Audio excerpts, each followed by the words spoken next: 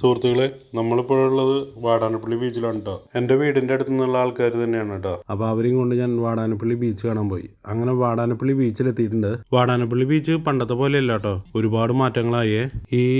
ഇവിടെ വന്നു കഴിഞ്ഞപ്പോഴാണ് നമ്മൾ ഈ കുതിരകളുടെ ഒരു ആലയൊക്കെ കണ്ടത്. ഇവിടെ കുതിര സവാരി പഠിപ്പിക്കുന്നുണ്ട്. കുതിരയെ സംബന്ധിക്കുന്ന എല്ലാ കാര്യങ്ങളും ഇവിടെ പഠിപ്പിക്കുന്നുണ്ട് കേട്ടോ. വാടാനപ്പള്ളി സൈഡിൽ ഒരുപാട് കഫേകളും ഒരുപാട് റെസ്റ്റോറൻറ്റുകളൊക്കെ വന്നിട്ടുണ്ട്. പിന്നെ ഫുട്ബോളിൻ്റെ തരംഗം എല്ലായിടത്തും നമുക്ക് കാണാമായിരുന്നു.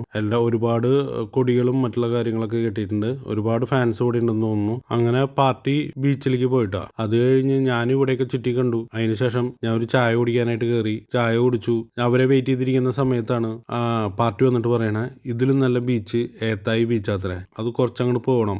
വാടാനപ്പള്ളി അല്ല, ആ ചേറ്റുവ ഭാഗത്തേക്ക് കുറച്ച് പോയി കഴിഞ്ഞിട്ടാണ് ആ ബീച്ച് വരുന്നത്. അവിടെയാണ് ഏറ്റവും നല്ല സുന്ദരമായിട്ടുള്ള ബീച്ചുള്ളതെന്ന് ആരോ പറഞ്ഞു അത്രേ. അപ്പോൾ അവിടേക്കൊന്ന് പോകണം എന്നൊന്ന് പറഞ്ഞു. അപ്പോൾ അതിനെ തുടർന്ന് ഞങ്ങൾ ഇറങ്ങിയിട്ട് അവിടേക്ക് പോകാനായിട്ട് തയ്യാറെടുത്തു കേട്ടോ. ഏത്തായി ബീച്ച് ഒരു സംഭവം കേട്ടോ. എന്തായാലും അവിടെ ചെന്നിട്ടുള്ള വീഡിയോ അടുത്ത ഭാഗത്തിൽ പറയാം. താങ്ക്